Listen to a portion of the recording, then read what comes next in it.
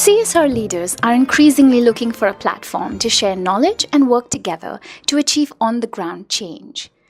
The CSR Leaders Collaborative, organized by Dalberg in Goa, April 2018, brought together a dynamic group of professionals to address this.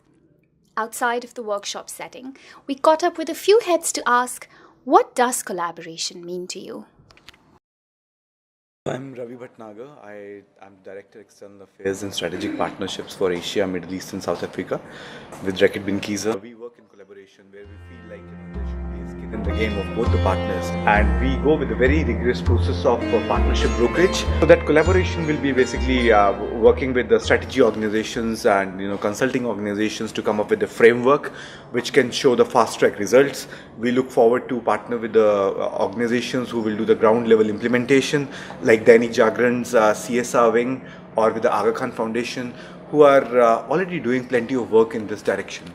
I'm not close to the idea of having more partners, but I'm very concerned about the partners which can actually bring something in the cooperative essence rather than it's a donor-donee relationship. No, we look forward for the match. The match can be in terms of the manpower match can be in terms of intellect match can be in terms of the money match. My name is Nusrat Pathan. I head the CSR at HDFC Bank. I think the geographies are what defines where you work. I would love to work with companies, probably trusts, and actually look at how we could collaboratively implement programs because I think there is a strong move where a lot of foundations, a lot of trusts are actually moving beyond implementing for their parent company or their founders to actually implement for other corporates, whereas corporates who are currently implementing CSR directly through their particular organizations are finding it a challenge to find NGOs or implementing partners who can actually work on scale.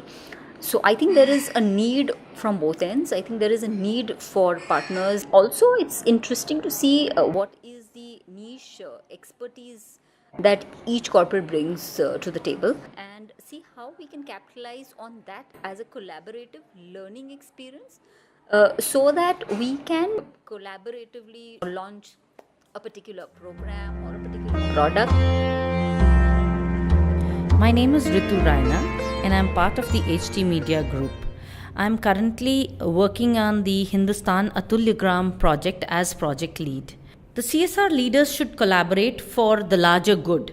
They should share data and their learnings with each other to minimize the execution curve, which most of us go in our individual projects, go through a lot of delays, etc., not knowing what is the right thing to do. But sharing best practices and learnings would really help this entire community and in turn help the target audience that we are focusing on. My name is Sakina Bakar. I head the CSR at Bharti Infratech.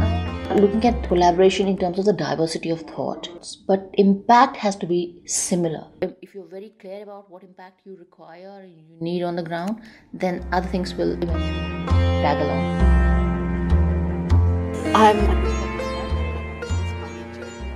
for Microsoft. I work in the Core Services Engineering India group.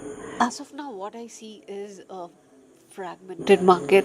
I think there's a lot of structure that can be built in. Sometimes you find a good NGO and you're really able to make the difference, but there is a risk of what cost do you want to achieve and whether you're able to get a good partnership.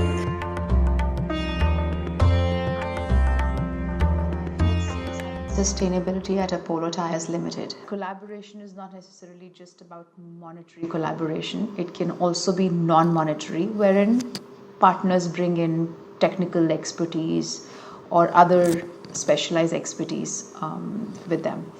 There are no specific rules to partnerships as long as there is a shared goal to serve the beneficiaries from the program that you're planning to implement.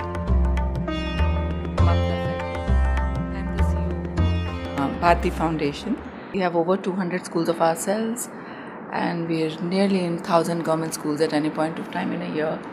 There has been a lot of talk around IT in education, what is now called EdTech. And we've got a few models, few experiments going on in our schools. I know that if a solution works in our schools, which is in the villages, and the fact that we work with the poorest of the children, then that's a solution which will be effective in 1.6 million government schools. I'm looking for a edtech solution which is low cost. I'm looking for an edtech solution which empowers the child and assists the child in his or her education journey.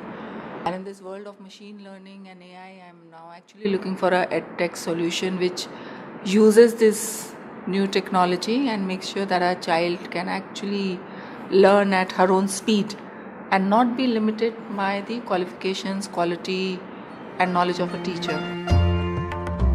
My name is Satyajit. 7 months back. I lead most of the initiatives of the trust in the education portfolio that go to scale. I want to elaborate a little bit on this DIPS concept, where development impact bonds. What I see in the space, if we want to go to this outcome-based funding as a standard practice, then it is very essential that NGOs come to a certain level.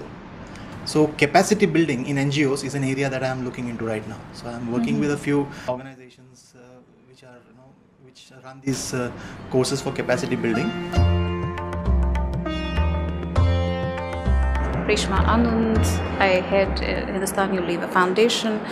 The key thing is that, of course, one, you should be aligned on purpose and values, and two, you should have the capacity to align your internal stakeholders also.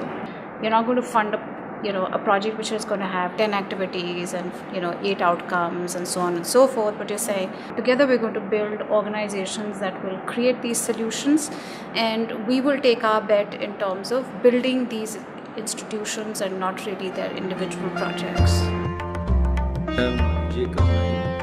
I take care of Axis Bank Foundation, which is the CSR arm of Axis Bank and the group companies. My dream is to have a consortium of funders coming together and a consortium of NGOs implementing, and we are able to achieve better leverage. Second collaboration that I'm talking about is a larger collaboration with the government. A lot of the development sector has some aversion to government. They don't connect well with the government, I have seen largely. But in our work, while we may say that 8 out of 10 touch points in the government may not be receptive, but that 2 is big enough, the remaining 2. Unless you work with the government, 10 foundations like ours cannot move the needle.